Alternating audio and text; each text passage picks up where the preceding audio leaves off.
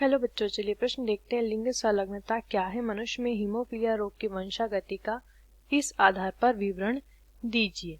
तो आइए जानते हैं हमारे प्रश्न की मुख्य अवधारणा। हमारे प्रश्न की मुख्य अवधारणा है, हमें बताना है सबसे पहले तो लिंग संलग्नता क्या होती है, उसके बारे में जानेंगे। और उसके बाद देखिए प्रश्न में क्या दिया है, हीमोफीलिया रोग के बारे में बताना है, किस तरीके से हीमोफीलिया की वंशागति होती है। ठीक है, तो सबसे पहले किसकी बात करेंगे? सबसे पहले बात करेंगे लिंग संलग्नता की। लिंग संलग्नता जो होती है ये क्या होती है? देखिए, ये एक ऐसा गुण है जिसमें एक ही गुणसूत्र पर उपस्थित लिखेंगे, एक ही गुणसूत्र पर उपस्थित जो जीन होते हैं। ठीक है, जब ये जीन दो या उससे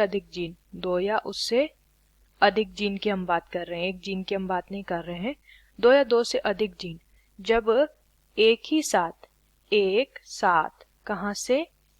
पैतृक पीढ़ी से कहाँ आ जाते हैं? संतति में आ जाते हैं। तो इस प्रकार के जीन संलग्न जीन कहलाते हैं और इस प्रकार के गुण को संलग्नता कहा जाता है। जब ये जीन कहाँ पर स्थित हो? लिंग गुणसूत्र पर स्थित हो और लिंग गुणसूत्र से साथ 2 या 2 से अधिक जीन एक साथ कहाँ आ जाते हैं? पैतृक पीढ़ी से संतति में आ जाते हैं। ठीक है, तो इस प्रकार की संलग्नता लिंग संलग्नता कहलाती है और इस प्रकार के जीन को लिंग संलग्न जीन कहा जाता है। अब हम समझते हैं हीमोफीलिया रोग की वंशागति लिंग संलग्नता के आधार पर। हीमोफीलिया का जो रोग होता है, ठीक है, इसे पैतृक रक्तस्राव भी कहा जाता है। ये एक ऐसा विकार होता है जिस विकार के अंदर रक्त का थक्का नहीं जमता है। व्यक्ति में रक्त का थक्का नहीं जमता है। जब भी उसके शरीर पर घाव या चोट लगती है तो रक्त जो है उसका बहाव होता रहता है, रुकता नहीं है, क्योंकि रक्त का थक्का यहाँ पर नहीं जम पाता है। ये जो है एक लिंग संलग्न रोग है, यानी कि जो एक्स गुणसूत्र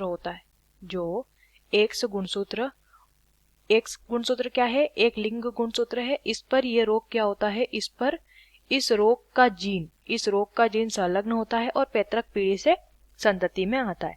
अब इस रोग की जो है वंशागति कैसे होगी? मान लीजिए एक पुरुष है, पुरुष को लिखेंगे XHY। XY क्या होता है? पुरुष, और H यहाँ पे दर्शा रहा है X के साथ क्या है? हीमोफीलिया का रोग संलग्न है। स्त्री को सामान्य है स्त्री, ठीक है, हीमोफीलिक लिख लेंगे आगे। पुरुष है हीमोफीलिया के रोग से ग्रसित है और स्त्री जो है सामान्य है, इसे कोई रोग नहीं है। अब यहाँ पे जब इनके मध्य संकरण या क्रॉस होता है तो ये पहली संतति कैसी होगी? देखिए XHX, ठीक है, इसका संकरण फिर किससे होगा? इस Y से, तो ये हो जाएगा XY। फिर इस X का जो है XH का संकरण किससे होगा? इस X से, XHX, और इस Y का संकरण फिर से हो जाएगा इस X के साथ, तो ये हो जाएगा XY। अब यहाँ पे अगर हम देखेंगे तो जो 2 पुत्रियां हैं ये और ये हीमोफीलिक है, और जो 2 पुत्र हैं ये और ये कैसे हैं? सामान्य है। तो यहाँ पे देखिए X गुणसूत्र, पिता का X गुणसूत्र जहां पर गया हीमोफीलिया रोग वाला, वहां पर रोग हुआ, और जहां पर पिता का Y गुणसूत्र जिस पर रोग संलग्न नहीं था, जहां पर गया वो जो है पुत्र सामान्य हुए। तो इस तरीके से देखिए लिख लेते हैं, 2 पुत्री हुई है हीमोफीलिक, और पुत्र हुए हैं 2 सामान्य, इन्हें रोग नहीं है। तो इस तरीके से X गुणसूत्र के साथ संलग्न होता है किसका जीन? संलग्न होता है हीमोफीलिया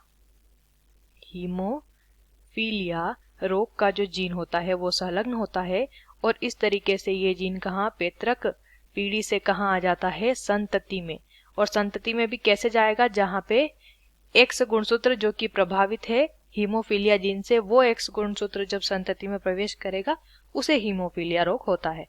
आशा करते हैं आपको इस प्रश्न का उत्तर समझ आया होगा। धन्यवाद।